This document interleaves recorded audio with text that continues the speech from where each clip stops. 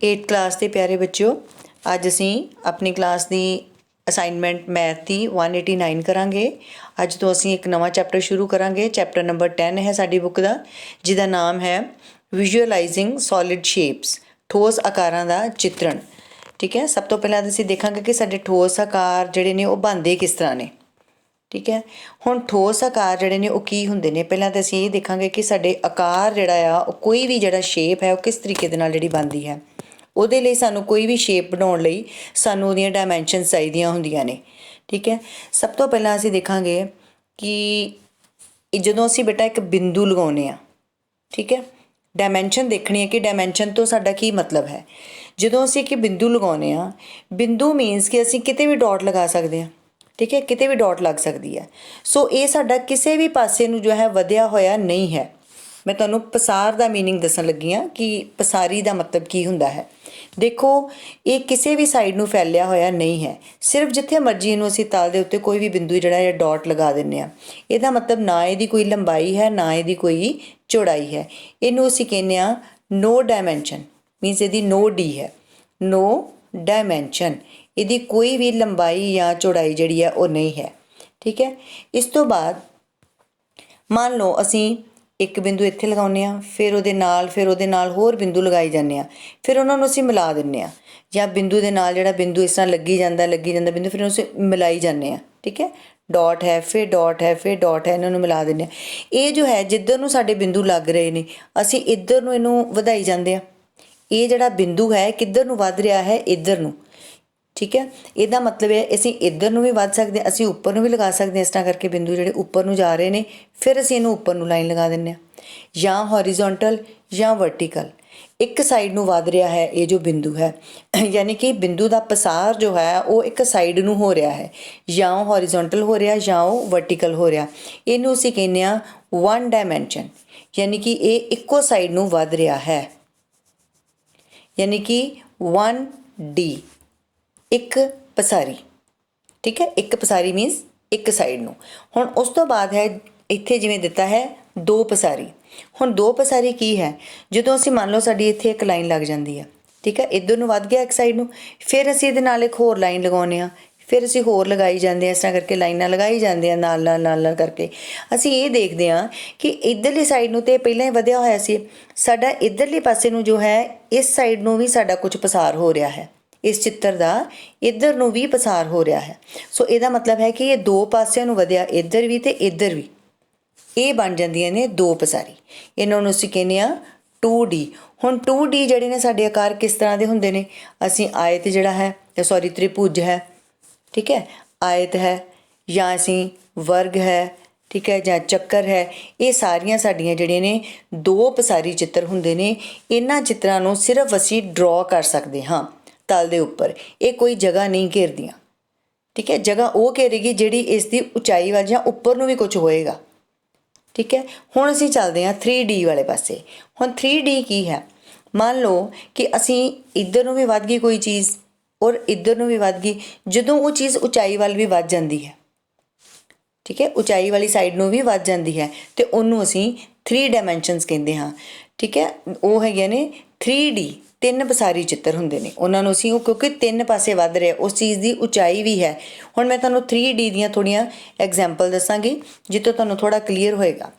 ਠੀਕ ਹੈ, ਦੇਖੋ ਜਿਸ ਤਰ੍ਹਾਂ ਆਹ ਨੇ, ਮੰਨ ਲਓ, ਠੀਕ ਹੈ, ਆਹ ਜਿਹੜੀਆਂ ਚੀਜ਼ਾਂ ਨੇ, ਮੰਨ ਲਓ ਇੱਕ ਬੈਟਰੀ ਦਾ ਸੈੱਲ ਹੈ, ਇਹਦੇ ਵਿੱਚ ਕੀ ਹੈ, ਇਹਦੀ ਦੇਖੋ ਇੱਧਰ ਨੂੰ ਉਚਾਈ ਵੀ ਹੈ ਇਹਦੀ। ਠੀਕ ਹੈ, ਇਹਦੀ ਦੇਖੋ ਆਹ ਉਚਾਈ ਵੀ ਹੈ, ਇਹ ਇੱਧਰ ਨੂੰ ਵੀ ਵਧਿਆ ਹੋਇਆ ਹੈ ਅਤੇ ਇਹ ਪਰਲੀ ਸਾਈਡ ਨੂੰ ਵੀ ਵਧਿਆ ਹੈ। ਇਸੇ ਤਰ੍ਹਾਂ ਆਹ ਦੇਖੋ ਇੱਕ ਲੱਕੜੀ ਦਾ ਪੀਸ ਹੈ, कैंडल है, ठीक है, आ डस्टबिन है, या साडा देखो आ मग है, चाह वाला मग है, जिस तरह ये जो है साडा इधर नूं भी वधिया है, उच्चा भी है, तो परली साइड नूं भी वधिया है। मीनस कि तीन साइडां नूं है, इन्हां दी उचाई भी है। जदों असीं इहनूं जमीन ते रखदे हां, किसी तल उत्ते रखदे हां, ये साडा कुछ स्पेस घेरिया जांदा इहदे नाल।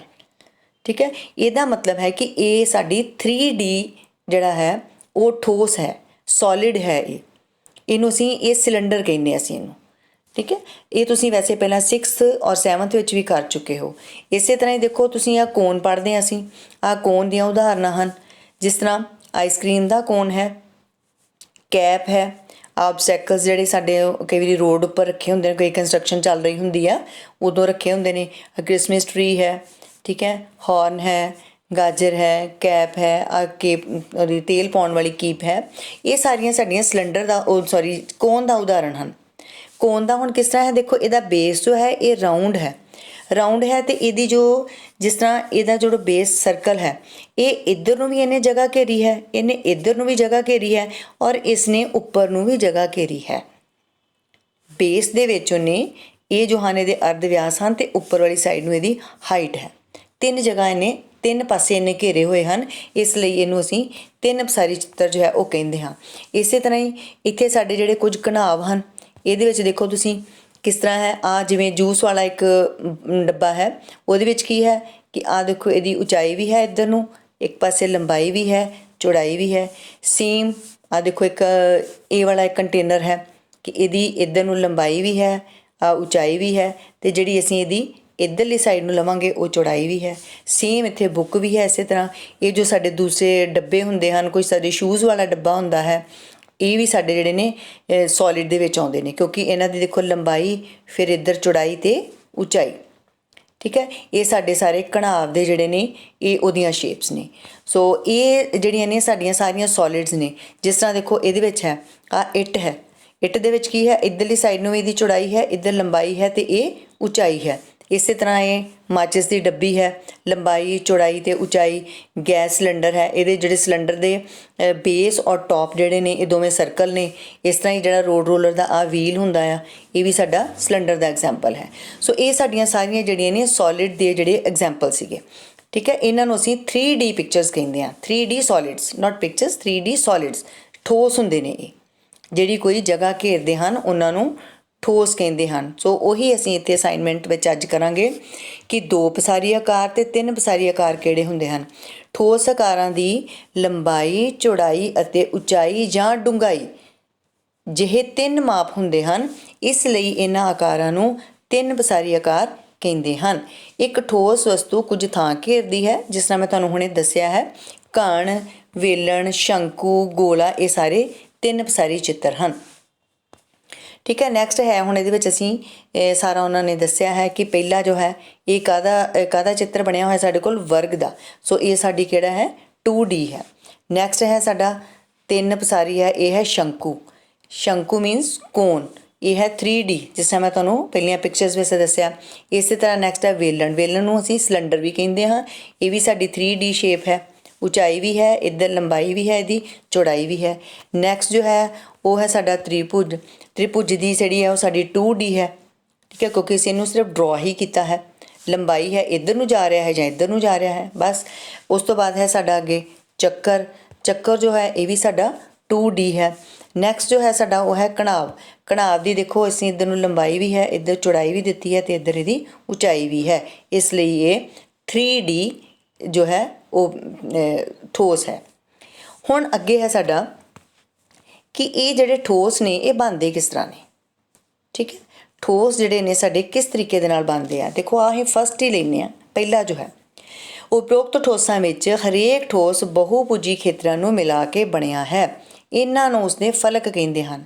ਹੁਣ ਦੇਖੋ ਮੰਨ ਲਓ ਅਸੀਂ ਜਿਹੜੇ ਨੇ ਇੱਕ ਸਾਡੇ ਕੋਲ ਇਹ ਜਿਹੜਾ ਚਤੁਰਭੁਜ ਆ ਗਿਆ, ਬਹੁਭੁਜ ਆ ਗਿਆ ਕਿ ਇੱਕ ਇਹਦੀ ਬੈਕ 'ਤੇ ਲੱਗਿਆ, ਇੱਕ ਸਾਈਡ 'ਤੇ, ਇੱਧਰ, ਇੱਕ ਟੌਪ 'ਤੇ, ਇੱਕ ਥੱਲੇ। ਜਦੋਂ ਅਸੀਂ ਇਹਨਾਂ ਨੂੰ ਜੋੜ ਲੈਂਦੇ ਹਾਂ ਅਤੇ ਸਾਡੇ ਕੋਲ ਇੱਕ ਡੱਬਾ ਬਣ ਜਾਂਦਾ ਹੈ, ਇੱਕ ਠੋਸ ਬਣ ਜਾਂਦਾ ਹੈ। ਇਹਨਾਂ ਨੂੰ ਅਸੀਂ ਕਿਉਂਕਿ ਜ਼ਿਆਦਾ ਫਲਕਾਂ ਨੂੰ, ਜ਼ਿਆਦਾ ਬਹੁਭੁਜੀ ਖੇਤਰਾਂ ਨੂੰ ਮਿਲਾ ਕੇ ਬਣਿਆ ਹੈ, ਸੋ ਇਹਨੂੰ ਇੱਕ ਠੋਸ ਬਣ ਜਾਂਦਾ ਹੈ। ਸੋ ਇਹ ਜੋ ਹਰ ਇੱਕ ਸਾਈਡ ਇਹਦੀ ਬਣੀ ਹੁੰਦੀ ਹੈ, ਕਿੰਨੀਆਂ ਅਸੀਂ ਇਹਦੇ ਵਿੱਚ ਜੋੜੀਆਂ ਨੇ, ਇੱਕ ਇਹਦੀ ਉੱਪਰ ਹੈ, ਇੱਕ ਨੀਚੇ ਹੈ, ਦੇਖੋ ਇੱਕ ਇਹਦੀ ਟੌਪ 'ਤੇ ਹੈ, ਇੱਕ ਨੀਚੇ ਜੋੜੀ ਹੈ, ਇੱਕ ਇੱਧਰਲੇ ਪਾਸੇ ਜੋੜੀ, ਇੱਕ ਇੱਧਰ ਜੋੜੀ, ਇੱਕ ਪਿੱਛੇ ਜੋੜੀ ਹੈ ਅਤੇ ਇੱਕ ਉਸਦੇ ਅੱਗੇ ਜੋੜੀ ਹੈ। ਕਿੰਨੀਆਂ ਫਲਕਾਂ ਆਪਾਂ ਜੋੜੀਆਂ, ਕਿੰਨੇ ਪੀਸ ਆਪਾਂ ਜੋੜੇ ਨੇ ਇਹਦੇ ਵਿੱਚ, ਦੇਖੋ 1 2 3 4 5 ਅਤੇ 6। ਅਸੀਂ 6 ਪੀਸ ਜੋੜ ਕੇ ਇੱਕ ਡੱਬਾ ਬਣਾ ਲਿਆ। ਸੋ ਇਹ ਜੋ 6 ਪੀਸ ਹਨ ਇਹਨਾਂ ਨੂੰ ਅਸੀਂ ਇਸ ਦੀਆਂ ਫਲਕਾਂ ਕਹਿੰਦੇ ਹਾਂ, ਠੀਕ ਹੈ, ਫੇਸਿਸ ਕਹਿੰਦੇ ਹਾਂ। ਫਲਕਾਂ ਮੀਨਸ ਫੇਸਿਸ, ਠੀਕ ਹੈ, ਟੌਪ, ਬੋਟਮ ਅਤੇ ਸਾਈਡਾਂ ਵਾਲੇ 4, ਠੀਕ ਹੈ। ਹੁਣ ਉਸ ਤੋਂ ਬਾਅਦ ਹਨ ਕਿ ਇਸ ਦੇ ਜੋ ਇਹ ਫਲਕ ਜੋ ਹਨ, ਠੀਕ ਹੈ, ਇਹ ਕਿਨਾਰਿਆਂ ਜਾਂ ਕੋਰਾਂ 'ਤੇ ਮਿਲਦੇ ਹਨ। ਹੁਣ ਜਦੋਂ ਅਸੀਂ ਇਹਨਾਂ ਫਲਕਾਂ ਨੂੰ ਮਿਲਾਇਆ ਆ, ਠੀਕ ਹੈ, ਆਪਸ ਦੇ ਵਿੱਚ ਇਹਨੂੰ ਜੋੜਿਆ ਅਤੇ ਇੱਥੇ ਜੁੜਿਆ ਨਾ, ਆਹ ਵਾਲੀ ਲਾਈਨ ਬਣ ਗਈ ਇਹਦੀ। ਠੀਕ ਹੈ, ਇਹ ਜੋ ਲਾਈਨਾਂ ਬਣਦੀਆਂ ਨੇ, ਜਿਹੜੀ ਲਾਈਨ 'ਤੇ ਇਹ ਜੁੜਦੀਆਂ ਨੇ, ਇਹਨਾਂ ਨੂੰ ਅਸੀਂ ਕਿਨਾਰੇ ਕਹਿੰਦੇ ਹਾਂ, ਐਜਿਸ ਜਾਂ ਕਿਨਾਰੇ। ਦੇਖੋ ਇਸ ਚਿੱਤਰ ਦੇ ਵਿੱਚ ਇੱਕ ਆ ਕਿਨਾਰਾ ਬਣ ਗਿਆ, ਇੱਕ ਆ ਕਿਨਾਰਾ ਬਣ ਗਿਆ, ਦੋ। ਠੀਕ ਹੈ, ਫਿਰ ਇੱਕ ਇੱਧਰ ਬਣ ਗਿਆ, ਇੱਧਰ ਬਣ ਗਿਆ। ਇਹ ਸਾਰੇ ਜਿੰਨੀਆਂ ਲਾਈਨਾਂ ਬਣੀਆਂ ਹਨ ਇਹ ਸਾਰੀਆਂ ਕਿਨਾਰੇ ਹੁੰਦੀਆਂ ਹਨ। ਠੀਕ ਹੈ, ਹੁਣ ਇਹਦੇ ਵਿੱਚ ਅਸੀਂ ਕਿਨਾਰੇ ਗਿਣ ਲੈਂਦੇ ਹਾਂ ਕਿ ਕਿੰਨੇ ਬਣਦੇ ਨੇ ਇਸ ਠੋਸ ਦੇ ਵਿੱਚ। 1 2 3 ਅਤੇ 4। ਠੀਕ ਹੈ, 5 6 7 8 9 10 11 12। ਇਹਦੇ 12 ਐਜਿਸ ਹਨ। ਹੁਣ ਅੱਗੇ ਹੈ ਇਸ ਦਾ ਕਿ ਇਹਦੇ ਸ਼ਿਖਰ ਕਿਹੜੇ ਹਨ। ਜਿੱਥੇ ਜਿੱਥੇ ਕਿਨਾਰੇ ਮਿਲਦੇ ਨੇ ਆਪਸ ਦੇ ਵਿੱਚ, ਉੱਥੇ ਇੱਕ ਨੁੱਕਰ ਬਣ ਜਾਂਦੀ ਹੈ, ਕੋਨਾ ਬਣ ਜਾਂਦਾ, ਉਹਨੂੰ ਅਸੀਂ ਸ਼ਿਖਰ ਕਹਿੰਦੇ ਹਾਂ। ਠੀਕ ਹੈ, ਹੁਣ ਇਹਦੇ ਵਿੱਚ ਸ਼ਿਖਰਾਂ ਕਿੰਨੀਆਂ ਬਣੀਆਂ, 1 2 3 4 5 6 7 ਅਤੇ 8। ਇਹ ਸਾਡੀਆਂ 8 ਜਿਹੜੀਆਂ ਨੇ ਇਹਦੀਆਂ ਸ਼ਿਖਰਾਂ ਹਨ। ਸੋ ਇਹ ਨੇ ਇੱਕ ਸੋਲਿਡ ਦੀਆਂ ਸ਼ਿਖਰਾਂ, ਐਜਿਸ, ਫਲਕਾਂ, ਫੇਸਿਸ, ਕਿਨਾਰੇ, ਐਜਿਸ। ਠੀਕ ਹੈ, ਇਹ ਵੀ ਸਾਰੇ ਨੈਕਸਟ ਜੋ ਅੱਗੇ ਹਨ ਇਹ ਵੀ ਸਾਰੇ ਸਾਡੇ ਠੋਸ ਦੇ ਹੀ ਚਿੱਤਰ ਹਨ। ਹੁਣ ਉਸ ਤੋਂ ਬਾਅਦ ਆਇਆ ਹੈ ਸਾਡਾ ਕਿ ਸਮ ਬਹੁਫਲਕ ਕੀ ਹੁੰਦਾ ਹੈ। ਹੁਣ ਸਮ ਬਹੁਫਲਕ ਫਿਰ ਕੀ ਹੋਏਗਾ, ਸਮ ਬਹੁਫਲਕ ਮੀਨਸ ਕਿ ਜਿਹਦੀਆਂ ਸਾਰੀਆਂ ਫਲਕਾਂ ਸਮਾਨ ਹੋਣਗੀਆਂ, ਜਾਂ ਸਰਬਾਂਗ ਸਮ ਬਹੁਭੁਜਾਂ ਤੋਂ, ਜਾਂ ਤਾਂ ਇਹ ਸਾਰੇ ਜਿਹੜੇ ਨੇ ਇਹ ਜੋ ਦਿੱਤੇ ਹੋਏ ਨੇ ਸਾਡੀਆਂ ਜਿੰਨੀਆਂ ਫਲਕਾਂ ਹਨ ਇਹ ਸਾਰੀਆਂ ਸਰਵਾਂਗ ਸਮ ਹੋਣ। ਅਤੇ ਇੱਕ ਜੋ ਘਣ ਬਣਦਾ ਹੈ, ਜਿਹੜਾ ਅਸੀਂ ਡਾਈਸ, ਜਿਹੜਾ ਅਸੀਂ ਲੂਡੋ ਦੇ ਵਿੱਚ ਖੇਡਦੇ ਹਾਂ, ਇੱਕ ਡਾਈਸ ਇਹਦਾ ਬਹੁਤ ਵਧੀਆ ਉਦਾਹਰਣ ਹੈ। ਉਹਦੀਆਂ ਜਿਹੜੀਆਂ ਸਾਰੀਆਂ ਫਲਕਾਂ ਹੁੰਦੀਆਂ ਹਨ ਉਹ ਕੋਂਗਰੂਐਂਟ ਹੁੰਦੀਆਂ ਹਨ, ਅਤੇ ਉਸ ਤਰ੍ਹਾਂ ਦੇ ਜਿਹੜਾ ਚਿੱਤਰ ਹੈ, ਉਸ ਤਰ੍ਹਾਂ ਦਾ ਜੋ ਸੋਲਿਡ ਹੈ, ਉਸ ਨੂੰ ਅਸੀਂ ਸਮ ਬਹੁਫਲਕ ਜਿਹੜਾ ਹੈ ਉਹ ਕਹਿੰਦੇ ਹਾਂ। ਠੀਕ ਹੈ, ਹੁਣ ਨੈਕਸਟ ਹੈ ਅੱਗੇ ਸਾਡੇ ਕੋਲ ਜੋ ਇਸ ਚੈਪਟਰ ਦੇ ਵਿੱਚ ਮੇਨ ਸਾਨੂੰ ਦਿੱਤਾ ਗਿਆ ਆ, ਉਹ ਹੈ ਕਿ ਇੱਕ ਪ੍ਰਿਜ਼ਮ ਕੀ ਹੈ ਅਤੇ ਇੱਕ ਪਿਰਾਮਿਡ ਕੀ ਹੈ। ਠੀਕ ਹੈ, ਹੁਣ ਪ੍ਰਿਜ਼ਮ ਕੀ ਹੈ। ਪ੍ਰਿਜ਼ਮ ਸਭ ਨੇ ਤੁਸੀਂ ਆਪਣੀ ਸਾਇੰਸ ਲੈਬ ਦੇ ਵਿੱਚ ਦੇਖਿਆ ਹੋਏਗਾ, ਕੱਚ ਦਾ ਪ੍ਰਿਜ਼ਮ ਹੈ ਜਿਹਦੇ ਨਾਲ ਅਸੀਂ ਕਈ ਵਾਰੀ ਉਹ ਫਿਜ਼ਿਕਸ ਦੇ ਜਿਹੜੇ ਸਮਸ ਨੇ ਉਹ ਕਰਦੇ ਹਾਂ। ਹੁਣ ਪ੍ਰਿਜ਼ਮ ਕੀ ਹੈ, ਇੱਕ ਬਹੁਫਲਕ ਪ੍ਰਿਜ਼ਮ ਹੁੰਦਾ ਹੈ ਜਦੋਂ ਉਸ ਦਾ ਆਧਾਰ ਅਤੇ ਉੱਪਰਲਾ ਸਿਰਾ ਸਰਵਾਂਗਸਮ ਬਹੁਭੁਜ ਹੋਣ। ਠੀਕ ਹੈ, ਦੇਖੋ ਇੱਕ ਬਹੁਫਲਕ ਜਿਹੜਾ ਆ ਵੀ ਇੱਕ ਬਹੁਫਲਕ ਹੈ, ਇਹਨੂੰ ਅਸੀਂ ਪ੍ਰਿਜ਼ਮ ਕਦੋਂ ਕਵਾਂਗੇ। ਪ੍ਰਿਜ਼ਮ ਅਸੀਂ ਇਹਨੂੰ ਉਦੋਂ ਕਵਾਂਗੇ ਜਦੋਂ ਇਸ ਦੀ ਜੋ ਟੌਪ ਹੈ ਔਰ ਜੋ ਇਹਦੀ ਬਾਟਮ ਹੈ ਉਹ ਸਰਵਾਂਗਸਮ ਹੋਣ, ਚਾਹੇ ਉਹ ਟਰਾਇੰਗਲ ਹੋਏ, ਚਾਹੇ ਉਹ ਚਤੁਰਭੁਜ ਹੋਏ, ਜਿਹੜਾ ਮਰਜ਼ੀ ਬਹੁਭੁਜ ਹੋਵੇ। ਇੱਕ ਬਹੁਭੁਜ ਪ੍ਰਿਜ਼ਮ ਉਦੋਂ ਹੁੰਦਾ ਹੈ ਜਦੋਂ ਉਸਦਾ ਉੱਪਰਲਾ ਸਿਰਾ ਔਰ ਹੇਠਾਂ ਵਾਲਾ ਸਿਰਾ ਜੋ ਹੈ ਉਹ ਸਰਵਾਂਗਸਮ ਬਹੁਭੁਜ ਹੋਵੇ। ਦੇਖੋ ਜਿਸ ਤਰ੍ਹਾਂ ਇਹ ਵਾਲੇ ਚਿੱਤਰ ਦੇ ਵਿੱਚ ਪਹਿਲੇ ਦੇ ਵਿੱਚ ਇਹਦੇ ਵਿੱਚ ਸਾਡਾ ਚਤੁਰਭੁਜ ਬਣਿਆ ਹੈ, ਇਹ ਸਰਵਾਂਗਸਮ ਹੈ ਟੌਪ ਤੇ ਬਾਟਮ, ਅਤੇ ਇਹ ਵਾਲਾ ਜੋ ਹੈ ਇਹਦੇ ਵਿੱਚ ਸਾਡਾ ਟਰਾਇੰਗਲ ਬਣਿਆ ਹੋਇਆ ਹੈ। ਠੀਕ ਹੈ, ਇਹ ਸਰਵਾਂਗਸਮ ਬਹੁਭੁਜ ਹੋਣ।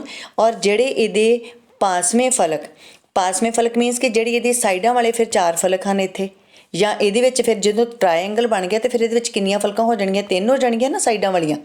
ਠੀਕ ਹੈ, ਅਤੇ ਉਹ ਜਿਹੜੇ ਨੇ ਸਮਾਂਤਰ ਚਤੁਰਭੁਜ ਹੋਣ। ਠੀਕ ਹੈ, ਇਹ ਯਾਦ ਰੱਖਣਾ ਤੁਸੀਂ ਕਿ ਪ੍ਰਿਜ਼ਮ ਕਦੋਂ ਹੁੰਦਾ ਆ, ਕਿਉਂਕਿ ਇਹਦੇ 'ਤੇ ਬੇਸ 'ਤੇ ਤੁਹਾਨੂੰ ਅੱਗੇ ਜਿਹੜੇ ਨੇ ਕੁਐਸਚਨ ਆਉਣੇ ਆ।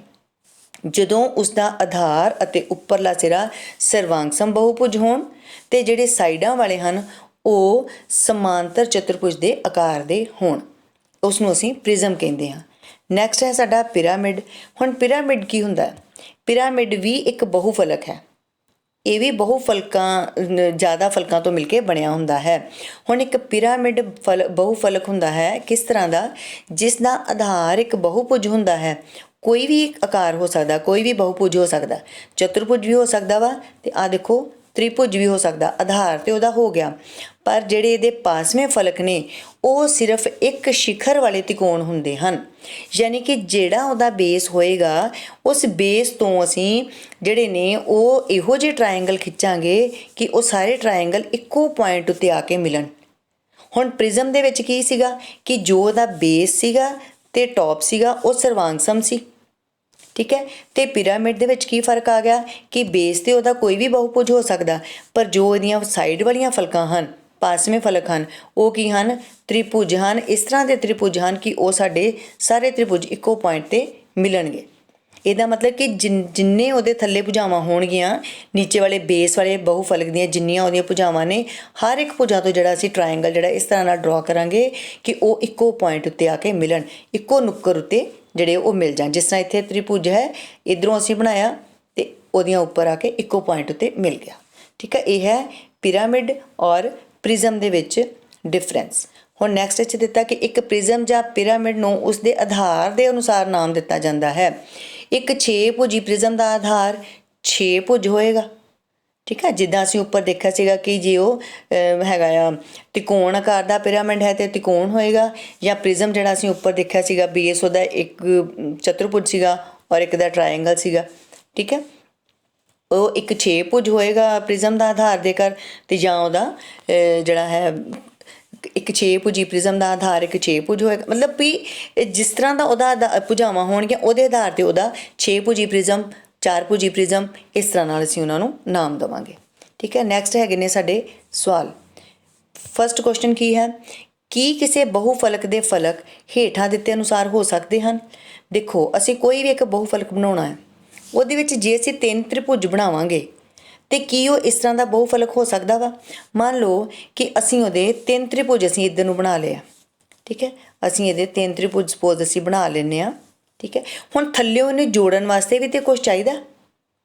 ਜੇ ਅਸੀਂ ਖੜੇ ਕਰ ਦਾਂਗੇ ਸਿਰਫ 3 ਤ੍ਰਿਭੁਜ ਨੇ ਅਤੇ ਉਹਦਾ ਬੇਸ ਕੁਛ ਵੀ ਨਹੀਂ ਹੋਏਗਾ ਅਤੇ ਉਹ ਤਾਂ ਸਾਡੀ ਕੋਈ ਸ਼ੇਪ ਹੀ ਨਹੀਂ ਬਣੀ। ਇਸ ਕਰਕੇ ਜੇ ਉਹ 3 ਤ੍ਰਿਭੁਜ ਬਣਦੇ ਆ ਅਤੇ ਉਹਨਾਂ ਦਾ ਬੇਸ ਜਾਂ ਉਹਨਾਂ ਨੂੰ ਜੋੜਨ ਲਈ ਵੀ ਸਾਨੂੰ ਕੋਈ ਇੱਕ ਆਕਾਰ ਜਿਹੜਾ ਉਹ ਚਾਹੀਦਾ ਹੈ। ਮੀਨਸ ਕਿ ਅਜਿਹੇ ਚਿੱਤਰਾਂ ਲਈ ਸਾਨੂੰ ਘੱਟੋ ਘੱਟ 4 ਫਲਕ ਹੋਣੇ ਜ਼ਰੂਰੀ ਹਨ। ਅਤੇ ਜੋ ਸੈਕਿੰਡ ਹੈ ਉਹ ਫਿਰ ਇਹਦਾ ਯੈਸ ਹੋ ਜਾਏਗਾ ਕਿ ਜੇਕਰ ਉਹਦੇ 4 ਤ੍ਰਿਭੁਜ ਬਣੇ ਆ, ਮੰਨ ਲਓ ਅਸੀਂ ਬੇਸ ਦੇ ਵਿੱਚ ਇੱਕ ਤ੍ਰਿਭੁਜ ਬਣਾ ਲਿਆ, ਫਿਰ ਇੱਥੋਂ ਅਸੀਂ ਹਰ ਇੱਕ ਦੇ ਉੱਤੇ ਇੱਕ ਜਿਹੜਾ ਤ੍ਰਿਭੁਜ ਬਣਾ ਲਿਆ ਅਤੇ ਉਹ ਹਰ ਇੱਕ ਦੇ ਉੱਤੇ ਬਣ ਕੇ ਅਤੇ ਇੱਕ ਪੁਆਇੰਟ ਉੱਤੇ ਜੁੜ ਗਿਆ ਆ ਕੇ। ਠੀਕ ਹੈ, ਉਹ ਬਹੁਫਲਕ ਬਣ ਗਿਆ ਨਾ, ਅਤੇ ਇਸ ਲਈ ਉਹ 4 ਵਾਸਤੇ ਜਿਹੜਾ ਉਹ ਜ਼ਰੂਰੀ ਹੈ। ਇਹ ਕੋਈ ਵੀ ਜਿਹੜਾ ਬਹੁਫਲਕ ਦੇ ਬਣਾਉਣ ਲਈ ਸਾਨੂੰ 4 ਜਿਹੜੇ ਤ੍ਰਿਭੁਜ ਹੋਣੇ ਜ਼ਰੂਰੀ ਹਨ। ਅਗਲਾ ਹੈ ਇੱਕ ਵਰਗ ਅਤੇ 4 ਤ੍ਰਿਭੁਜ। ਇਹ ਹੋ ਸਕਦਾ ਆ ਕਿਉਂਕਿ ਜੇਕਰ ਅਸੀਂ ਇਹਦਾ ਇੱਕ ਆਧਾਰ ਪਿਰਾਮਿਡ ਦਾ ਆਧਾਰ ਵਰਗ ਬਣਾ ਲਾਂਗੇ ਇੱਕ, ਮੰਨ ਲਓ, ਅਤੇ ਉਹਦੇ ਉੱਤੇ ਜਿਹੜੇ ਨੇ 4 ਤ੍ਰਿਭੁਜ ਬਣਨਗੇ, ਇਹਦੇ ਉੱਤੇ ਵੀ ਇੱਕ ਤ੍ਰਿਭੁਜ ਬਣ ਜਾਏਗਾ। ਠੀਕ ਹੈ, ਇੱਕ ਇਹਦੇ ਉੱਤੇ ਬਣ ਜਾਏਗਾ। ਠੀਕ ਹੈ, ਇੱਕ ਇਹਦੇ ਉੱਤੇ ਬਣ ਜਾਏਗਾ। ਠੀਕ ਹੈ, ਅਤੇ ਫਿਰ ਇੱਕ ਇੱਧਰ ਬਣ ਗਿਆ, ਇੱਕ ਇੱਧਰ ਬਣ ਗਿਆ, ਇੱਕ ਇੱਧਰ ਬਣ ਗਿਆ, ਅਤੇ ਉਹ ਸਾਰੇ ਹੀ ਇੱਕ ਦੇ ਉੱਤੇ ਜੁੜ ਜਾਣਗੇ ਆ ਕੇ, ਅਤੇ ਇਹ ਇੱਕ ਸਾਡਾ ਜਿਹੜਾ ਹੈ ਉਹ ਪਿਰਾਮਿਡ ਜਿਹੜਾ ਉਹ ਬਣ ਜਾਏਗਾ। ਠੀਕ ਹੈ, ਇਹਦਾ ਮਤਲਬ ਕਿ ਇਹ ਜਿਹੜਾ ਹੈ ਯੈਸ ਹੈ। ਨੈਕਸਟ ਹੈ ਸੈਕਿੰਡ ਕੁਐਸਚਨ। ਦੇਖੋ, ਹੇਠਾਂ ਲਿਖਿਆਂ ਵਿੱਚੋਂ ਕਿਹੜੇ ਪ੍ਰਿਜ਼ਮ ਹਨ? ਪਹਿਲਾ ਜੋ ਹੈ ਇੱਕ ਕਿੱਲ। ਕੀ ਅਸੀਂ ਕਿੱਲ ਨੂੰ ਪ੍ਰਿਜ਼ਮ ਕਹਿ ਸਕਦੇ ਹਾਂ? ਨਹੀਂ ਕਹਿ ਸਕਦੇ, ਕਿਉਂਕਿ ਅਸੀਂ ਪਿੱਛੇ ਪੜ੍ਹਿਆ ਆ ਕਿ ਜਿਹੜਾ ਪ੍ਰਿਜ਼ਮ ਹੈ ਉਹਦਾ ਬੇਸ ਅਤੇ ਉਹਦਾ ਜਿਹੜਾ ਟੌਪ ਹੈ ਉਹ ਸਰਵਾਂਗਸਮ ਹੁੰਦੇ ਹਨ, ਜਦਕਿ ਕਿੱਲ ਦਾ ਜਿਹੜਾ ਬੇਸ ਹੈ ਉਹ ਸਰਕਲ ਹੈ। ਔਰ ਪਹਿਲਾਂ ਤਾਂ ਇਹ ਹੈ ਕਿ ਇਹ ਬਹੁਭੁਜ ਹੁੰਦਾ ਹੀ ਨਹੀਂ ਹੈ, ਇਹਦੀ ਕੋਈ ਭੁਜਾ ਨਹੀਂ ਹੈ ਸ਼ੱਕਰ ਚੱਕਰ ਦੀ, ਇਹ ਬਹੁਭੁਜ ਨਹੀਂ ਆ, ਇਹਦਾ ਤਲ ਹੈ ਹੀ ਗੋਲਾਕਾਰ ਆ। ਠੀਕ ਹੈ, ਇਸ ਕਰਕੇ ਇਹ ਜੋ ਹੈ ਸਾਡਾ ਪ੍ਰਿਜ਼ਮ ਨਹੀਂ ਹੈ। ਉਸ ਤੋਂ ਬਾਅਦ ਸੈਕਿੰਡ ਕੀ ਹੈ, ਬਿਨਾਂ ਛਿੱਲੀ ਹੋਈ ਪੈਨਸਲ। ਦੇਖੋ, ਉਹਨਾਂ ਨੇ ਕਿਹਾ ਕਿ ਬਿਨਾਂ ਛਿੱਲੀ ਹੋਈ, ਕੀ ਇਹ ਪ੍ਰਿਜ਼ਮ ਹੈ? ਇਹ ਪ੍ਰਿਜ਼ਮ ਹੋ ਸਕਦਾ ਹੈ ਕਿਉਂਕਿ ਜਦੋਂ ਪੈਨਸਿਲ ਅਜੇ ਛਿੱਲੀ ਨਹੀਂ ਹੁੰਦੀ ਅਤੇ ਤੁਸੀਂ ਦੇਖੋਗੇ ਉਹ 'ਤੇ ਬੇਸ ਅਤੇ ਜਿਹੜਾ ਟੌਪ ਹੈ ਬਿਲਕੁਲ ਸਰਵਾਂਗਸਮ ਹੁੰਦੇ ਹਨ, ਸਰਵਾਂਗਸਮ ਬਹੁਭੁਜ ਬਣਦੇ ਹਨ। ਜਿਵੇਂ ਇਹਦੇ ਵਿੱਚ ਦੇਖੋ, ਇਹਦੀਆਂ 6 ਭੁਜਾਵਾਂ ਬਣੀਆਂ ਨੇ, ਤੁਸੀਂ ਧਿਆਨ ਨਾਲ ਦੇਖੋ, ਜੇਕਰ ਇਸ ਪੈਨਸਿਲ ਦਾ ਟੌਪ ਜੋ ਹੈ ਇਹਦੇ ਵਿੱਚ 6 ਭੁਜਾਵਾਂ ਬਣੀਆਂ ਨੇ ਅਤੇ ਬੇਸ 'ਤੇ ਵੀ 6 ਬਣੀਆਂ ਹੋਣਗੀਆਂ। ਇਸ ਤੋਂ ਉਲਟ ਜੇਕਰ ਮੰਨ ਲਓ ਪੈਨਸਿਲ ਜੋ ਹੈ ਜਦੋਂ ਛਿੱਲੀ ਜਾਏਗੀ ਅਤੇ ਫਿਰ ਉਹ ਅੱਗੋਂ ਤਿੱਖੀ ਹੋ ਜਾਏਗੀ, ਫਿਰ ਉਹ ਪ੍ਰਿਜ਼ਮ ਨਹੀਂ ਰਹੇਗਾ। ਇਸ ਲਈ ਉਹਨਾਂ ਨੇ ਬਿਨਾਂ ਛਿੱਲੀ ਹੋਈ ਪੈਨਸਲ ਜਿਹੜੀ ਹੈ ਉਹ ਕਹੀ ਹੈ। ਉਸ ਤੋਂ ਨੈਕਸਟ ਹੈ ਕਿ ਕੀ ਕਾਗਜ਼ ਉੱਤੇ ਰੱਖਣ ਵਾਲਾ ਭਾਰ ਜਿਹੜਾ ਆ ਉਹ ਜੋ ਹੈ ਉਹ ਪ੍ਰਿਜ਼ਮ ਹੈ? ਉਹ ਵੀ ਪ੍ਰਿਜ਼ਮ ਨਹੀਂ ਹੈ, ਕਿਉਂਕਿ ਜਿਹੜਾ ਸਾਨੂੰ ਆਹ ਸ਼ੇਪ ਇਹਦੇ ਵਿੱਚ ਦਿਖਾਈ ਗਈ ਹੈ ਚਿੱਤਰ ਜੋ ਹੈ, ਇਹਦੇ ਵਿੱਚ ਕੀ ਦਿੱਤਾ ਆ, ਪ੍ਰਿਜ਼ਮ ਦਾ ਜੋ ਹੈ ਬੇਸ ਅਤੇ ਟੌਪ ਜਿਹੜਾ ਹੈ ਉਹ ਸਾਡਾ ਸਰਵਾਂਗਸਮ ਹੋਣਾ ਚਾਹੀਦਾ ਵਾ, ਜਦਕਿ ਇਹਦਾ ਕੀ ਹੈ, ਬੇਸ ਜੋ ਹੈ ਇੱਕ ਚਤੁਰਭੁਜ ਹੈ ਅਤੇ ਉੱਪਰ ਤੋਂ ਇੱਕੋ ਪੁਆਇੰਟ 'ਤੇ ਆ ਗਏ ਨੇ। ਇਹਦਾ ਮਤਲਬ ਇਹ ਕਿਸ ਚੀਜ਼ ਦੀ ਉਦਾਹਰਣ ਹੈ ਸਾਡੀ? ਇਹ ਪਿਰਾਮਿਡ ਦੀ ਉਦਾਹਰਣ ਹੈ। ਠੀਕ ਹੈ, ਹੁਣ ਨੈਕਸਟ ਅੱਗੇ ਹੈ ਇੱਕ ਬਾਕਸ ਜੋ ਆ ਬਣਿਆ ਹੈ ਇਹ ਪ੍ਰਿਜ਼ਮ ਹੈ ਕਿਉਂਕਿ ਇਹਦੀ ਟੌਪ ਅਤੇ ਇਹਦਾ ਬੇਸ ਜੋ ਬਾਕਸ ਦਾ ਬਣਿਆ ਹੋਇਆ ਹੈ ਇਹ ਸੇਮ ਹਨ, ਕੌਂਗਰੂਐਂਟ ਹਨ, ਸਰਵਾਂਗਸਮ ਬਹੁਭੁਜ ਹਨ, ਇਸ ਲਈ ਇਹ ਜੋ ਹਨ ਕੀ ਹੈ, ਇੱਕ ਪ੍ਰਿਜ਼ਮ ਹੈ। ਠੀਕ ਹੈ, ਸੋ ਅੱਗੇ ਹੈ ਕਿ ਕੁਐਸਚਨ ਦਿੱਤਾ ਹੋਇਆ ਅੱਗੇ ਨੈਕਸਟ ਥਰਡ ਵਾਲਾ ਕਿ ਪ੍ਰਿਜ਼ਮ ਅਤੇ ਵੇਲਣ ਕਿਸ ਤਰ੍ਹਾਂ ਇੱਕੋ ਜਿਹੇ ਹੁੰਦੇ ਹਨ? ਪ੍ਰਿਜ਼ਮ ਤੇ ਵੇਲਣ। ਹੁਣ ਇੱਕ ਪ੍ਰਿਜ਼ਮ ਜੋ ਹੈ ਵੇਲਣ ਦਾ ਰੂਪ ਧਾਰ ਲੈਂਦਾ ਹੈ ਜਦੋਂ ਆਧਾਰ ਦੀਆਂ ਭੁਜਾਵਾਂ ਦੀ ਗਿਣਤੀ ਵੱਡੀ ਅਤੇ ਹੋਰ ਵੱਡੀ ਹੁੰਦੀ ਜਾਂਦੀ ਹੈ। ਦੇਖੋ ਮੰਨ ਲਓ ਕਿ ਆਹ ਸਾਡਾ ਇੱਕ ਪ੍ਰਿਜ਼ਮ ਹੈ, ਅਸੀਂ ਇਸ ਦਾ ਉਦਾਹਰਣ ਲੈ ਲੈਂਦੇ ਹਾਂ। ਆ ਜੋ ਪੈਨਸਲ ਦਾ ਹੀ ਹੈ, ਇਹਦੀ ਜੇਕਰ ਇਹਦੀ ਭੁਜਾਵਾਂ ਦੀ ਗਿਣਤੀ ਹੋਰ ਵੱਧ ਜਾਏ, ਠੀਕ ਹੈ, ਜੇ ਅਸੀਂ ਭੁਜਾਵਾਂ ਦੀ ਗਿਣਤੀ ਹੋਰ ਵੱਧ ਜਾਏਗੀ ਤਾਂ ਇਹ ਇੱਕ ਕਿਸਮ ਦਾ ਚੱਕਰ ਬਣ ਜਾਏਗਾ, ਠੀਕ ਹੈ, ਇਹ ਸਰਕਲ ਬਣ ਜਾਏਗਾ। ਅਤੇ ਸਾਡਾ ਜੋ ਸਿਲੰਡਰ ਹੈ, ਸਿਲੰਡਰ ਦਾ ਅਸੀਂ ਉੱਪਰ ਦੇਖਿਆ ਕਿ ਇਹਦਾ ਜਿਹੜਾ ਆਧਾਰ ਹੈ ਅਤੇ ਇਹਦਾ ਟੋਪ ਹੈ ਅਤੇ ਇਹ ਜੋ ਹੈ ਇਹ ਦੋਵੇਂ ਹੀ ਚੱਕਰਾਕਾਰ ਦੇ ਹੁੰਦੇ ਹਨ। ਜਦੋਂ ਇਹਦੀ ਭੁਜਾਵਾਂ ਦੀ ਗਿਣਤੀ ਵੱਧਦੀ ਜਾਏਗੀ, ਹੋਰ ਜ਼ਿਆਦਾ ਹੁੰਦੀ ਜਾਏਗੀ, ਅਤੇ ਇਹ ਇੱਕ ਕਿਸਮ ਦੇ ਇੱਕ ਚੱਕਰ ਬਣ ਜਾਣਗੇ ਸਾਰੇ, 2 4 6 8 10 12 ਵੱਧਦੀ ਜਾਏਗੀ ਅਤੇ ਉਹ ਛੋਟੀਆਂ ਛੋਟੀਆਂ ਹੁੰਦੀਆਂ ਜਾਣਗੀਆਂ ਅਤੇ ਉਹ ਚੱਕਰ ਦਾ ਰੂਪ ਧਾਰਨ ਕਰ ਲੈਣਗੀਆਂ। ਅਤੇ ਸਿਲੰਡਰ ਦਾ ਜੋ ਬੇਸ ਹੈ ਔਰ ਉਹਦਾ ਟੋਪ ਹੈ ਉਹ ਦੋਵੇਂ ਸਰਮਾਂਸਮ ਹੁੰਦੇ ਹਨ, ਇਸ ਲਈ ਜੋ ਹੈ ਉਹ ਇੱਕ ਕਿਸਮ ਦਾ ਵੇਲਣ ਹੀ ਬਣ ਜਾਏਗਾ, ਠੀਕ ਹੈ। ਨੈਕਸਟ ਹੈ ਅੱਗੇ ਸਾਡਾ ਸੈਕਿੰਡ ਹੈ ਕਿ ਪਿਰਾਮਿਡ। ਪਿਰਾਮਿਡ ਅਤੇ ਸ਼ੰਕੂ। ਹੁਣ ਪਿਰਾਮਿਡ ਜਿਹੜਾ ਆ ਉਹਦੇ ਵਿੱਚ ਵੀ ਕੀ ਹੈ, ਜੇ ਉਹਦੀ ਭੁਜਾਵਾਂ ਦੀ ਗਿਣਤੀ ਵੱਧ ਜਾਏਗੀ। ਹੁਣ ਅਸੀਂ ਪਿਰਾਮਿਡ ਦਾ ਇੱਕ ਉਦਾਹਰਣ ਉੱਤੇ ਲੈ ਕੇ ਦੇਖਦੇ ਹਾਂ, ਠੀਕ ਹੈ। ਪਿਰਾਮਿਡ ਸ਼ੰਕੂ ਕਿੱਦਾਂ ਬਣ ਜਾਂਦਾ, ਆਹ ਸਪੋਜ਼ ਕਰੋ ਆਹ ਪਿਰਾਮਿਡ ਹੈ ਸਾਡਾ, ਠੀਕ ਹੈ। ਪਿਰਾਮਿਡ ਦੇ ਵਿੱਚ ਜਿੱਦਾਂ ਇਹਦੀ ਭੁਜਾਵਾਂ ਦੀ ਜਿਹੜੀ ਗਿਣਤੀ ਵੱਧਦੀ ਜਾਏਗੀ ਅਤੇ ਉਹਦੇ ਉੱਪਰ ਓਨੇ ਹੀ ਟਰਾਇੰਗਲ ਬਣੀ ਜਾਣਗੇ, ਠੀਕ ਹੈ। ਸੋ ਉਹ ਟਰਾਇੰਗਲ ਜਦੋਂ ਬਣਾਵਾਂਗੇ ਅਸੀਂ, ਪਿਰਾਮਿਡ ਦੇ ਜਿਹੜੇ ਟਰਾਇੰਗਲ ਬਣਨਗੇ ਉੱਪਰ ਇੱਕੋ ਪੁਆਇੰਟ 'ਤੇ ਜੁੜਨਗੇ ਅਤੇ ਹੇਠਾਂ ਜੋ ਹੈ ਉਹਦਾ ਆਕਾਰ ਜੋ ਹੈ ਗੋਲ ਹੁੰਦਾ ਜਾਏਗਾ। ਜਿਹੜਾ ਸ਼ੰਕੂ ਹੈ ਉਸ ਦਾ ਵੀ ਜਿਹੜਾ ਸਾਡਾ ਬੇਸ ਹੈ ਉਹ ਸਾਡੇ ਕੋਲ ਕੀ ਹੁੰਦਾ ਹੈ, ਗੋਲ ਆਕਾਰ ਦਾ ਹੁੰਦਾ ਇਹਦਾ ਜਿਹੜਾ ਬੇਸ ਹੈ ਇਹਦਾ ਕੋਨ ਦਾ।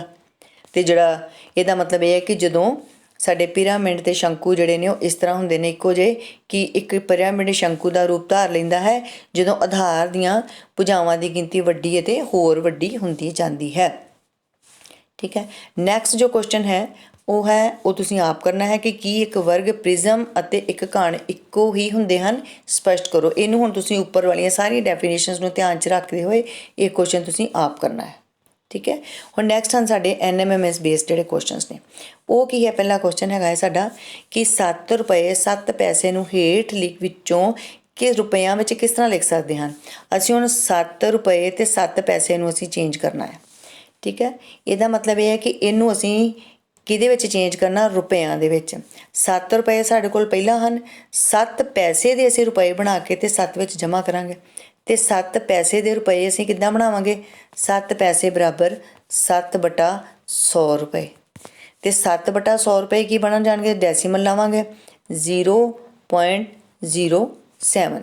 ਅਤੇ 7 ਸਾਡੇ ਕੋਲ ਪਹਿਲਾਂ ਹੈ, 7 ਜਮ੍ਹਾਂ 0.07 ਕਰਕੇ ਇਹਦੇ ਵਿੱਚ ਜਦੋਂ ਅਸੀਂ ਪਲੱਸ ਕਰਾਂਗੇ ਤਾਂ ਇਹ ਸਾਡਾ ਕੀ ਆ ਜਾਏਗਾ 7.07।